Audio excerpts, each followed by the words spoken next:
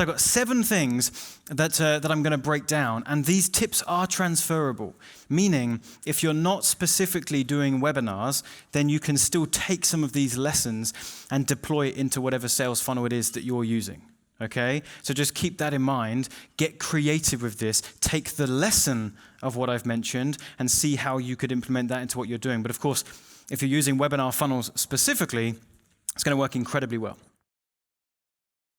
All right, so first one, simple scales. Write that down, please. Simple scales. You can't scale mess. The reason I brought Lewis up here to share with you earlier, and I thought his presentation was, really, really inspiring, of just keep things really stupid simple. We overcomplicate this, we make things more difficult for ourselves. I have to have things simple. There are some things I'm very good at, and there are some things that I'm not very good at, and I actually feel overwhelmed quite easily. If there's too much going on, if I have to juggle too many things, I don't cope very well with that. And so as soon as our sales funnels get too big, as soon as there's too many components, too many moving parts, I just start to freak out. And it doesn't go well because I can't keep track of everything. So I find that every time we've scaled from the smaller numbers to the bigger, and to where we are right now, I've actually made our processes slimmer and simpler. Meaning I'm not adding more email follow-ups. I'm not adding more parts to the process to add more revenue. I'm doubling down on a couple of key things. What I'm going to share with you right now should make a lot of sense. Firstly, you don't want your sales funnels to look like the tube map, okay? That's not what we want them to look like. Lewis had a similar slide, funnily enough. But if it starts to look like that, backtrack immediately. Okay? Because what you've just set yourself up for is the potential for so many things to go wrong. If you've got a sales funnel where there's one thing that leads to another, and then that goes off, so that splits off, and if they interact like this and do this, then this is that, and you've got all these different email campaigns, you can't keep track of everything. Something might be broken and you're not aware of it, a link's not working, an email's not firing, there's too much to keep on track of, okay? And I did this once, and so my team will remember this. In fact, Josh, just give us a wave. You're sat on the floor. You see Josh at the back there. You can hardly see him. He's quite short, and he's sitting down. Sorry, bro. But Josh been on our team for many, many years. Love you, bro. Many, many years. And me and Josh and Aaron and others on the team, we created this. This is actually a picture from our office where we called this, was it the monster funnel or the mother funnel? One of the two, monster funnel. You were there as well. So we mapped this thing out, and I had all these crazy ideas. I was like, right, well, I've got my webinar funnel, and so if they go through the process, this is where it usually ends, just that series of pages. But if they don't do this, then get these emails, this, then this. And then we had all of these different email sequences branching off. It's called segmentation, segmenting their behavior differently and triggering different emails, okay? I can tell you now, it doesn't work, and it doesn't work very well. It took us months to build this. I feel like a complete plonker, wasting so much time. Like, missed opportunity is massive.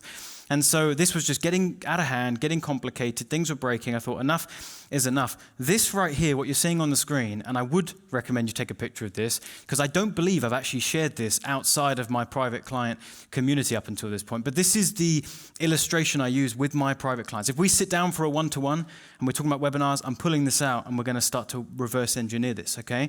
This is what I use. This is what I do. And it keeps things really, really simple. We have our flow of registration. They register for the webinar, the confirmation of it. Then we go to the automated webinar. Then they book a call. We have an application process, and then the call is confirmed. And then we have just a few emails, which I'll talk more about in just a moment, a few emails that lead to a replay, and everyone gets the replay. So we don't segment them in any way. You might think, surely you'd make more money if you do. No, you don't. Or at least that's not the clues that I've picked up on. If we just give everyone the replay, then some of them, and the emails are very simple. It's just, hey, you registered for the webinar, awesome. Look, you may have made it or you may have missed it. Either way, I've made a replay available for a few days. Go check it out. If they registered and didn't make it, now they've got a chance to go get it. If they made it but left early, now they can catch up on the bit they missed. If they made it all the way to the end and didn't take action, watching it a second time, they might now take the action. Okay, we've doubled the trust timer if they watch it again. We just find this works so much better. How many of you want to keep things simple as well? Yeah? So keep things simple. There you go.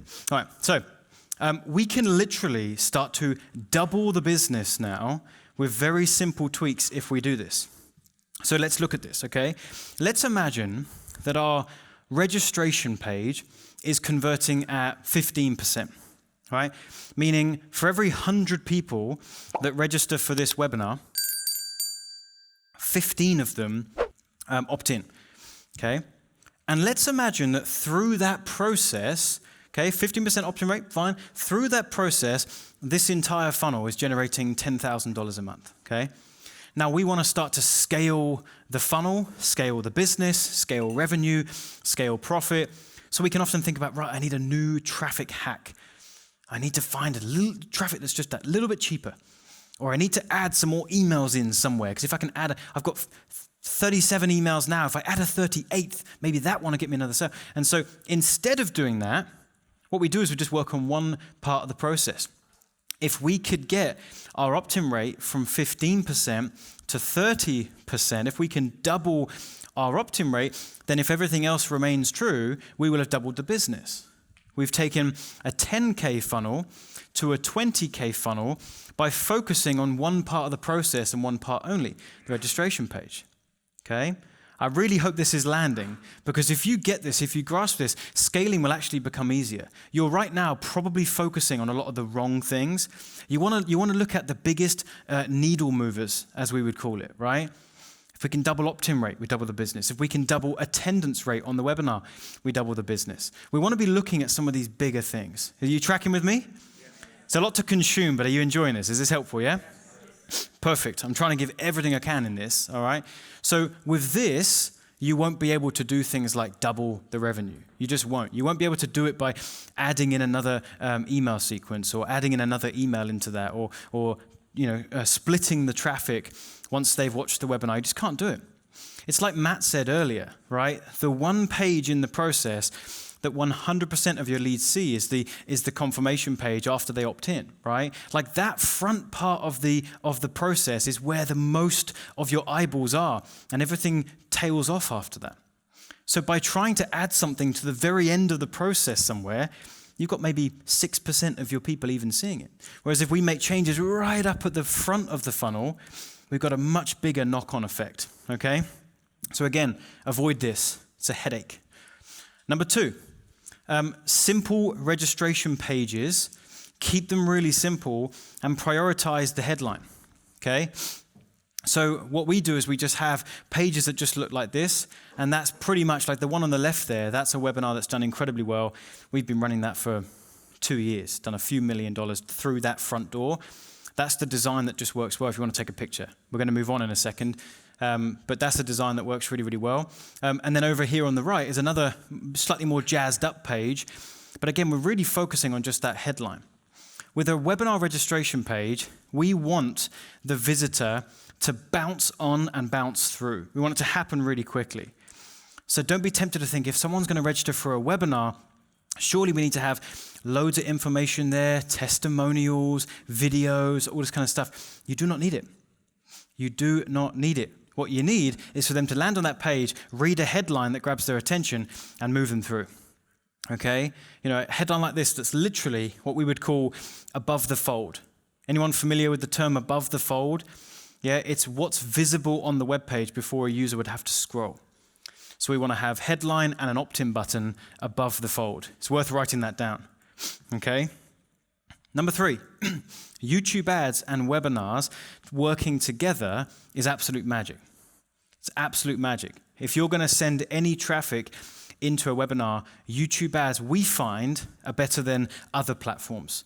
Okay? If you can get an ad running on Facebook, great, but we find YouTube's better, and it's for this reason. If you're on Facebook, you're typically there scrolling through quite quickly. Whereas on YouTube, it's an environment where people are often sat back, fingers are off the keys, clicking play on a video, ready to consume a piece of content, okay? If you're waiting outside a shop and your partner is in the shop and you're out on the street while they just, check out, you might pull your phone out, you might scroll Facebook, you're not really going to open up the YouTube app and start watching videos, are you? So Facebook, I find, and Instagram, people go on there to scroll, not to sit and watch something and consume something. And so webinars work really well with YouTube ads because people are in an environment where they're watching something. They're watching content. And so it also works really well because if they're planning on watching some videos now and having a video session, we're just changing the direction of what they're watching. They've come onto YouTube, they're planning to watch stuff. Now, if our webinar sounds good and there's a topic they like the sound of, then they've got the time available. Or there's a greater chance they've got the time available, which actually leads us to the next point here, which is number 4. This is a big update for you all. You might not realize how big this is. This is the style of webinar registration that we use right now. And it's JIT. It stands for just in time. Okay? How many of you noticed that Lewis earlier was talking about somebody opts in and they go straight to be able to watch the webinar presentation? Did anyone notice that? Yeah? A few of you. Okay? Well, that's where he's eliminated the register for a certain time for this webinar. How many of you are using EverWebinar, or you've got an EverWebinar account, okay? Well, then you'll be familiar with this opt-in looking pop-up, right? What typically happens is you click on someone's page, you're invited to a webinar, so you click a button to register and it says select your date. And you click on select your date and you have a drop-down of a few different available sessions that you can register for. We used to use this, but we don't anymore. What we do is this instead. We use just in time. And it mimics the feeling of that they've just landed on your page as the webinar's about to start. The webinar is going to be starting every few minutes. In fact, every 15 minutes. So whenever they land on the page, it's going to be between 1 minute and about 14 minutes when the next session starts. So they just go straight into the webinar room. It's very important this is still set up as a webinar because we want that feeling of, okay, I'm waiting for a moment. And I'm going into a webinar room. And I can't pause it. It's got to, like it's playing and I just got to sit and consume this right now. We still need that feeling, but these are what is working the best right now. Particularly for high-ticket webinars because they're shorter. If you had a webinar that was 90 minutes long or 2 hours long, people may not register in the moment and be available for 2 hours. You tracking with me? But if it's 30 to 40 minutes and they were already on YouTube consuming videos, it's actually a very high chance that they are available for 30, 40 minutes if you truly hook their attention. Has that made sense? Yeah. Tracking with me? Okay. If you're in EverWebinar, it's really just as simple as this setting here. When you're doing your registration process, you don't select anything else. You only select just in time. And you just toggle that on and you're set. Okay? Number 5. Call to action button needs to be right at the very end. I've seen people testing doing this in slightly different ways where you give the invitation to book a call earlier and then provide content. Or you mention it at the end, but you drop a link in the chat a bit earlier in case they want to prematurely click. We don't want to do that, okay? Our webinar is designed to be a gatekeeper. Our webinar is designed to provide value, provide content, take people through this process of deciding if they like the sound of you and what you've got going on. And if not, they'll leave. And some of them will. They'll exit. And they never had the chance to book a call with you. And the people that got to the very end and did book a call, now you know that the people you're speaking to got all the way to the very end. Make sense? Now there's really very little room for error. Okay, if they're getting on the phone with you and you don't really know what they've consumed from you, they might be at a 2 on the conversion timeline, might be 1, might be 4. Here we know that they're going to be around that 6 or 7 because they had to consume all of our content to get to the end. Okay, number 6, we do a 3-day replay campaign. A 3-day replay campaign. Okay. Now, the reason we do this is because if you give them longer to watch the replay, we have found if we offer them 4 days, 5 days, 6 days, it's too long. They land on the page and they go, that looks good, but I've got plenty of time to watch it, so I'll come back another time, and they never do. If we only give them 1 or 2 days, we find that we sometimes miss people and they don't get a good enough chance. So we do a 3-day replay campaign. And we do 1 email on the first day, saying, hey, you registered for the webinar, but it looks like you may not have had a chance to attend. If you did or you didn't, here's a link to check it out. I've put a replay on here for 3 days. Second email, hey, just checking you got my message yesterday. I've made the replay available, but it's coming down tomorrow, so come over and check it out. And then we have 2 emails on the 3rd day. One earlier on in the day that says, hey, just a heads up, the replay's coming down today. So, jump in and take the opportunity to catch up on what you missed. And the final email is, hey, final chance. The webinar's coming down in literally a few hours from now, so come and check it out. And this works incredibly well. We have been playing with this a lot. And this gives us the greatest bang for our buck. All right? Is that helpful? Yeah? I've got one more for you. How many of you liked what Matt was talking about with lead magnets? And you understood the idea of, okay, I've got to have lead efficiency. I've got to have ad spend efficiency. I've got to make sure I'm getting as many leads through the front door and getting that trust timer started. We can actually implement this with webinars. Matt mentioned some of the things that we've been testing together, and this is one of the things that we're testing, is we use Matt's lead magnet process and we push them into our webinar. Our webinar is the vehicle that closes and converts, but we want to get leads on the front end, and so we can just add a lead magnet to the very front. Now, for your notes, this is what I would call a phase 2 strategy. Phase 2 strategy. If you don't already have a webinar that's converting, throwing a lead magnet on the front end is not going to fix it. Make sense? So what you first need is you need to have a webinar that is crushing it.